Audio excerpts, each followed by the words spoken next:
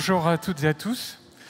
Je m'appelle Gilles Peuplin, je suis le directeur d'une école d'architecture intérieure, de communication et de direction artistique qui s'appelle Penningen.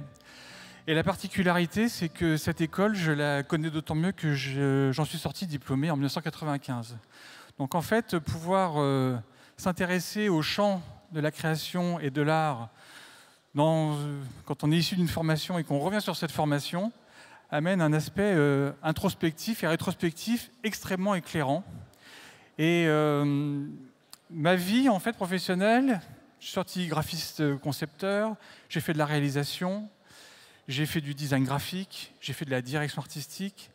Je suis revenu en fait à l'école par le biais de ce qu'on a appelé à un moment donné, au début des années 2000, la convergence des médias. Et c'est sur la base en fait d'une expérience qui à l'époque était 360 et qui questionnait aussi bien l'accès à des contenus que le design de l'interface pour y parvenir, qui m'a fait revenir en fait dans cette école.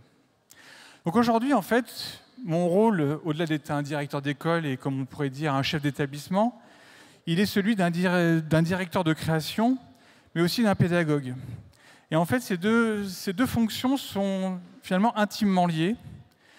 Et sur la base de mon expérience personnelle et professionnelle, qui m'a fait toucher à la fois au domaine de la télévision, de la presse magazine, qu'elle soit indépendante ou au sein de grands groupes, de la presse quotidienne, du travail avec des industriels, je peux déployer finalement, pédagogiquement, tous les mécanismes qui vont faire que la création peut exister. Et j'ai voulu intituler cette modeste intervention sur le thème de l'influence de la création. Je sais que c'est un thème qui est très corrélé et un verbe qui est très corrélé à la création, mais en fait, au-delà d'influencer, c'est finalement tenir en ligne de mire que la création est partout. Je pense que c'était partagé par un certain nombre d'intervenants au cours de cette journée. En fait, la création est effectivement partout et tout le monde y a droit. On l'associe finalement parfois à une éducation artistique. C'est vrai, parce que voilà, il y a des choses qui peuvent être régies par certains canons, mais en fait, au-delà de la culture et de l'éducation artistique, ce qui va compter dans une école d'art et de création, c'est de savoir convoquer toutes les postures et convoquer tous les protocoles qui vont faire que la création peut émerger. Il y a eu un enseignant très longtemps dans cette école qui s'appelait Jacques-Nathan Garamond qui avait cette phrase qui consiste à dire que la création, c'est l'imprévisible devenu nécessité. Par la connivence qu'il peut y avoir entre les individus, parfois par la rencontre, on peut faire émerger des idées, on peut faire émerger des concepts, on peut avoir d'un seul coup des ambitions qui naissent.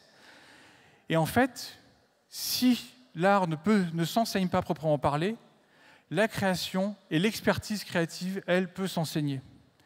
Et elle doit s'enseigner parce que, justement, faire émerger les idées, en prendre soin, faire en sorte que derrière la création, il y ait une production, mais que pour que cette production émerge, il doit y avoir la considération qui est indispensable entre les individus, entre les auteurs, entre les producteurs, entre les réalisateurs, entre les éditeurs, entre tout ce qui va faire à un moment donné que la chaîne de valeur existe, puisse avoir un avènement.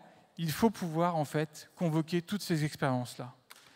Et en fait, dans une école, on peut convoquer toutes ces expériences et on doit savoir les guider pour faire que chacun trouve dans la création, quel que soit finalement son apport, qu'il soit parfois très personnel ou qu'il soit parfois finalement teinté d'une forme de méthodologie ou en tous les cas d'une forme d'encadrement, tout le monde ait conscience que pour qu'une création existe, il y a nécessairement une chaîne de valeur à savoir constituer. Alors aujourd'hui, un des défis qui se présente à nous, et quel que soit finalement le domaine d'expertise, que ce soit l'image, la mise en espace ou la stratégie au travers des mécanismes de communication, en fait, ce qui doit prévaloir pour nous, c'est de faire entrevoir à des jeunes gens, là où on vit dans un monde où la data règne, où les algorithmes s'emparent finalement de nos goûts, de nos inspirations, comment est-ce qu'en fait, un profil créatif peut émerger? C'est un véritable enjeu, un véritable défi. Parce qu'aujourd'hui, il y a, dans nombre de métiers finalement, énormément d'éléments corrupteurs qui font que la création ne pourrait ne pas émerger. On parle souvent de brain content, on parle finalement de création de prix de jeunes talents, de faire appel à la Gen Z, tout ce qui finalement pourrait faire que la jeunesse nous serve, Mais en fait, la jeunesse, au-delà de nous servir, elle doit pouvoir exister. Elle doit pouvoir s'affirmer. On doit pouvoir lui faire confiance. Elle doit pouvoir s'approprier l'époque et pas juste être un instrument de l'époque. La jeunesse, aujourd'hui, elle a besoin de se projeter dans un avenir qui est parfois extrêmement perçu comme sombre. La dystopie a fait place à l'utopie. C'est dommageable.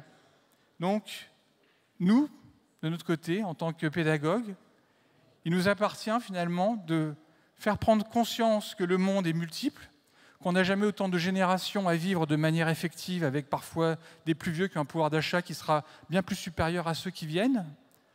Tout ça, en fait, c'est ça les éléments corrupteurs de la création aujourd'hui. Donc, qu'est-ce qu'on fait pour que ces étudiants puissent se projeter? Modestement, à mon niveau, je ne peux leur communiquer qu'un certain nombre de protocoles, un certain nombre de postures, un certain nombre de mécanismes de résilience, d'adaptabilité, d'agilité. C'est souvent des mots qu'on emploie, mais en fait, en termes de création, ils sont extrêmement profonds. Parce que la création, elle procède avant tout du don de soi. On a des jeunes gens qui nous rejoignent par aspiration créative, par ambition, par presque envie de reconnaissance aussi. On vit dans un monde où la reconnaissance est extrêmement forte. Bref, il faut pouvoir absolument accompagner tout ça et donner un sens à une vie future. Je pense qu'il y a aujourd'hui, au travers des mécanismes qui sont à l'œuvre, en fait, possiblement quelque chose qui nous avait échappé, c'est le réel. Et le réel, en fait, c'est l'articulation qu'il peut y avoir entre l'imagination et la raison. C'est ce qui fait l'instant. C'est ce qui fait qu'à ce moment, aujourd'hui, là, à 55 minutes avant de finir, j'ai encore le tract devant vous. En fait, le réel, il est essentiel. Et le réel, il est une manière pour les jeunes, qui souvent, en fait, n'ont pas la dimension projective qu'on peut avoir, parce qu'ils sont encore teintés d'une forme presque de candeur, voire d'archaïsme, c'est leur donner la possibilité que l'époque leur appartient. Qu'on sache leur donner la place dans l'époque. Voilà. J'ai envie simplement de dire, faites confiance aux jeunes, et je laisse la parole à mon successeur.